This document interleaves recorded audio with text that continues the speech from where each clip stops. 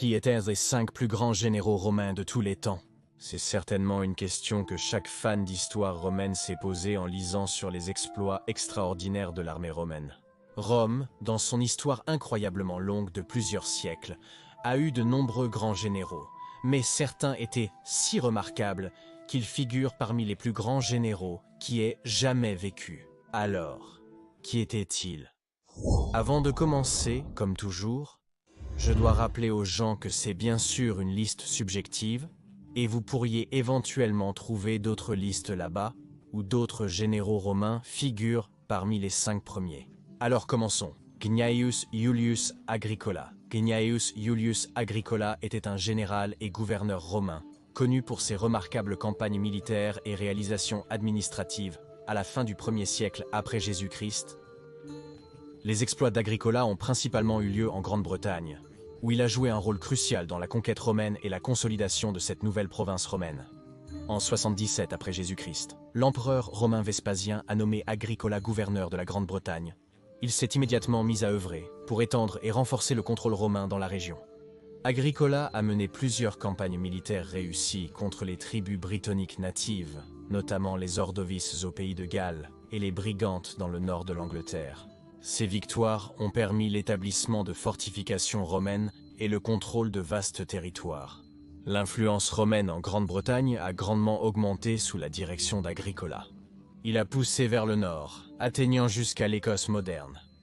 Agricola a vaincu les tribus calédoniennes lors de la bataille de Mons Gropius en 83 après Jésus-Christ, assurant le contrôle romain sur une grande partie de l'Écosse. À cette époque, presque toute la Grande-Bretagne actuelle était sous contrôle romain. Il a même ordonné à son préfet de naviguer autour de la côte nord, confirmant ainsi que la Grande-Bretagne était en fait une île. Il a également construit un réseau de forts et de routes, facilitant l'administration romaine et l'assimilation culturelle. L'administration d'Agricola a été marquée par ses efforts pour introduire la civilisation et les institutions romaines aux Bretons natifs. Il a encouragé le développement des villes, promu l'éducation et cherché à intégrer les élites locales dans la société romaine. Les politiques d'Agricola visaient à créer une province stable et prospère, favorisant la loyauté envers Rome. Malgré ces réalisations, les ambitions d'Agricola ont été freinées par l'empereur romain Domitien, qui l'a rappelé à Rome en 85 après Jésus-Christ. Il y a des débats sur les raisons du rappel d'Agricola, certains suggérant des motifs politiques de la part de Domitien. Les exploits d'Agricola ont laissé un impact durable sur la Grande-Bretagne, qui resterait sous le contrôle romain pendant plus de 300 ans après sa mort. 4. Nero Claudius Drusus. Julio Claudius Drusus, souvent appelé Drusus l'Ancien, était un général et homme d'État romain qui a vécu au 1er siècle avant Jésus-Christ. Il était membre de la célèbre dynastie julio-claudienne, frère de l'empereur Auguste lui-même, et a joué un rôle significatif dans l'expansion du contrôle romain en profondeur en Germanie, jusqu'à la rivière Elbe. En 12 avant Jésus-Christ, il a été nommé commandant militaire dans la région, menant ses légions à plusieurs victoires contre les tribus germaniques, y compris les Chatti, les Cherusci et les Sicambri. Drusus a réussi à repousser la frontière romaine jusqu'à l'est de la rivière Elbe, établissant ainsi une ligne de fortification et renforçant le contrôle romain. Au cours de ses campagnes, Drusus a dû faire face à de nombreux défis, y compris des terrains difficiles, des forces ennemies redoutables et des difficultés logistiques. Il a démontré des compétences militaires, leadership et adaptabilité exceptionnelles. Drusus utilisait souvent des tactiques et des stratégies innovantes, comme la construction d'un réseau de routes et de forteresses pour assurer le contrôle romain et maintenir les lignes d'approvisionnement. Sous son leadership, les navires romains ont même navigué le long de la côte de la mer du Nord. Les exploits militaires de Drusus lui ont apporté une grande considération, popularité et éloge, et il est devenu une figure bien aimée parmi les légions romaines. Il a également gagné la confiance et le respect de ses troupes grâce à son approche juste et disciplinée, favorisant un sentiment de loyauté et d'unité au sein de l'armée. En plus de ses exploits militaires, Drusus a également joué un rôle crucial dans la politique romaine. Il était un conseiller de confiance pour son frère, l'empereur, et a contribué à l'administration et à la gouvernance de l'Empire romain. Drusus était connu pour ses compétences diplomatiques et ses capacités de négociation, s'engageant souvent dans la diplomatie avec les tribus germaniques pour sécuriser les alliances et maintenir la paix le long de la frontière. La vie de Drusus s'est tragiquement terminée en 9 Ave Maoris JC après une chute de cheval mortelle. Sa mort a été pleurée par l'Empire romain et il a reçu des funérailles d'État grandioses. Malheureusement, la conquête de la Germanie par Drusus a été largement annulée lorsque les légions de Varus ont été détruites par la trahison d'Arminius, et ensuite lorsque la conquête de la Germanie par le fils non moins talentueux de Drusus, Germanicus, a été interrompue par l'empereur Tibère. Et si vous êtes un passionné de Rome comme moi, et il y a de fortes chances que vous le soyez si vous regardez cette vidéo, alors vous pourriez être intéressé par les incroyables bagues et autres accessoires romains que la boutique SPQR est en train de créer. Ils fabriquent des bagues de légionnaires. Ils fabriquent des bagues avec différents thèmes. Ils font même des répliques de pièces, des statues, des pendentifs, des attributs et des terres cuites. Et le plus incroyable, c'est qu'ils fabriquent à la main chaque pièce. C'est vrai, c'est vraiment du matériel de haute qualité fait à la main. Il n'y a vraiment pas de meilleur cadeau pour vous-même ou quelqu'un que vous connaissez qui pourrait être un fan de Rome. J'ai mis le lien vers leur boutique dans la description de la vidéo et dans le commentaire épinglé. Et avec ce lien, vous pouvez obtenir une réduction de 10 sur chaque achat si vous tapez le code de réduction Majorianus. Alors allez vérifier leur assortiment, c'est vraiment incroyable. 3. Flavius Stilicho. Flavius Stilicho, le demi-vandale, était le défenseur de l'Empire romain d'Occident au début du 5e siècle, une époque où l'Empire romain était attaqué par de nombreuses tribus germaniques différentes. Il a arrêté plusieurs incursions en Italie, vainquant le redouté Alaric et ses Wisigoths en 402 et les repoussant vers l'Illyricum. En 405, une énorme fédération de tribus germaniques envahit de nouveau l'Italie sous le commandement de Radagaisus. Et Stilicho a vaincu Radagaisus 2 fois, en 405 et 406. Les temps étaient désespérés, et donc Stilicho a dû recruter des esclaves, des gladiateurs, et essentiellement tout le monde qui normalement n'était pas considéré digne de rejoindre l'armée.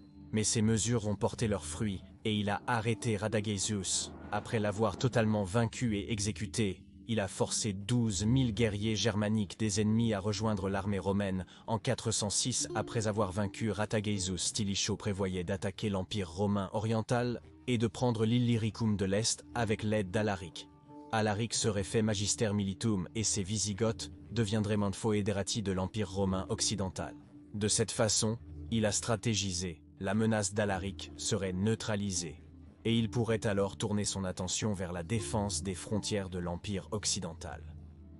Malheureusement, Stilicho n'a pas pu sauver la Gaule d'être pillée par les barbares en 407, car il a peut-être dû retirer des troupes frontalières de la frontière du Rhin pour la défense de l'Italie quelques années auparavant.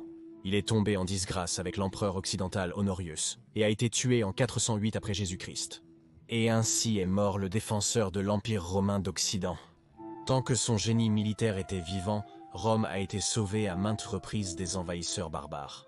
Mais lorsque Stilicho a été tué, Rome a été pillée seulement 2 ans plus tard. Et Alaric, qui sous Stilicho aurait pu devenir un puissant allié de Rome, est plutôt devenu l'un des ennemis les plus puissants de Rome.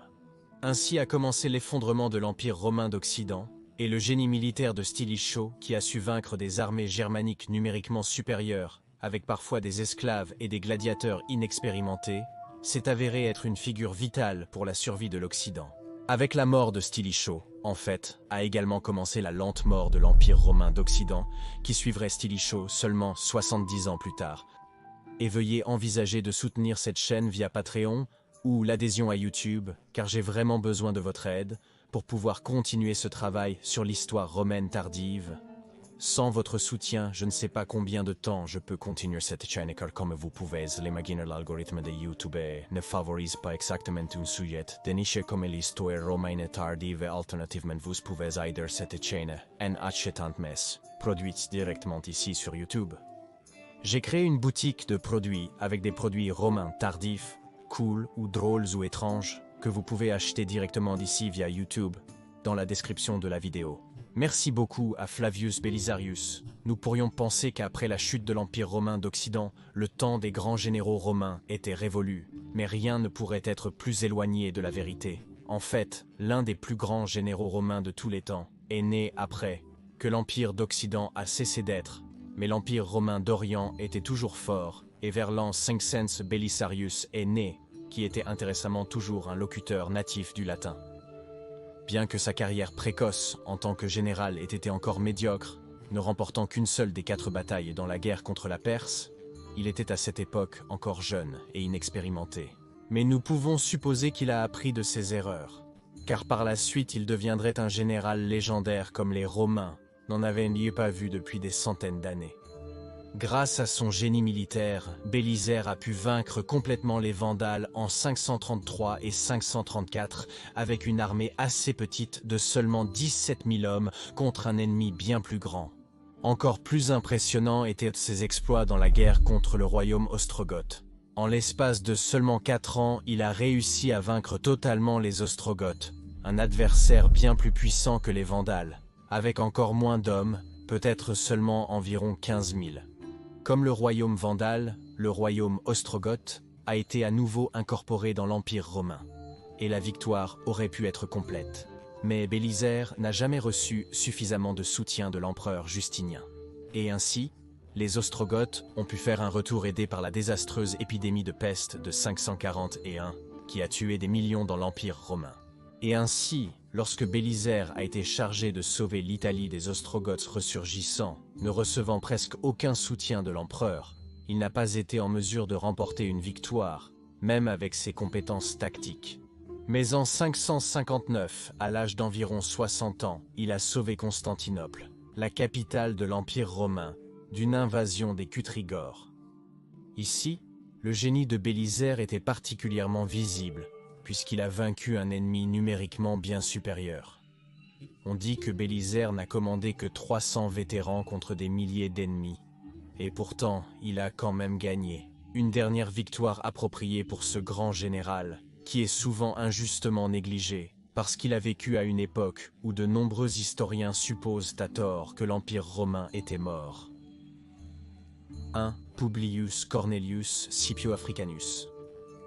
Bien que Flavius Bélisaire ait sans aucun doute été un génie militaire, remportant la plupart de ses batailles contre une force ennemie supérieure, il n'y a pas d'autre général romain avec un taux de victoire de 100%, à l'exception de Scipio Africanus. Scipio Africanus a en effet remporté toutes ses batailles, dans lesquelles il était commandant. Il a acquis sa renommée lors de la Deuxième Guerre punique. Après les lourdes défaites et les grandes pertes que le légendaire grand ennemi de Rome, Hannibal, avait infligées, le moral romain était au plus bas.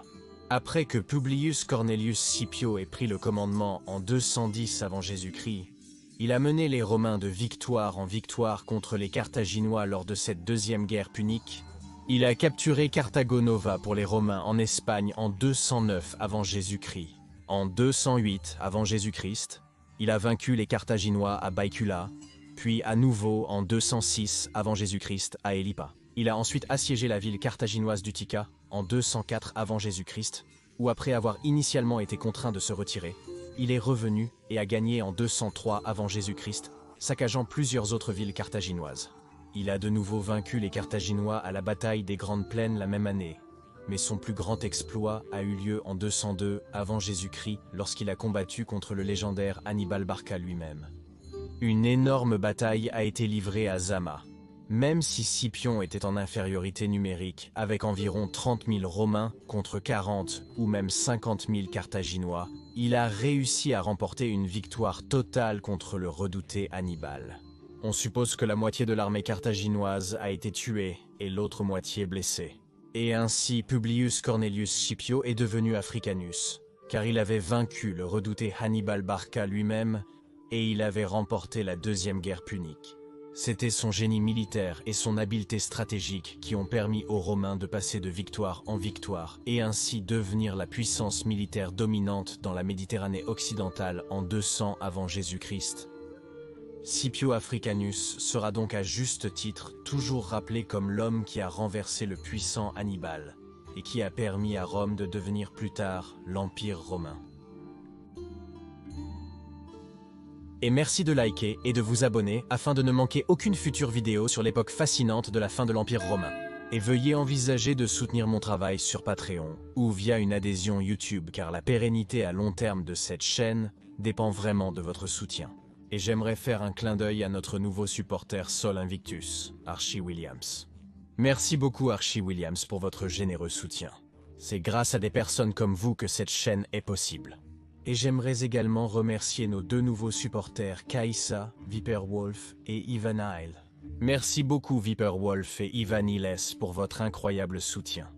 Je ne peux pas assez vous remercier. Cette chaîne ne fonctionnerait pas sans nos incroyables membres Patreon et YouTube, et je tiens à remercier chacun d'entre vous qui soutient cette chaîne sous une forme ou une autre. Et si vous voulez en savoir plus sur Flavius Tilko, vous pouvez regarder cette vue ici dans le coin supérieur droit.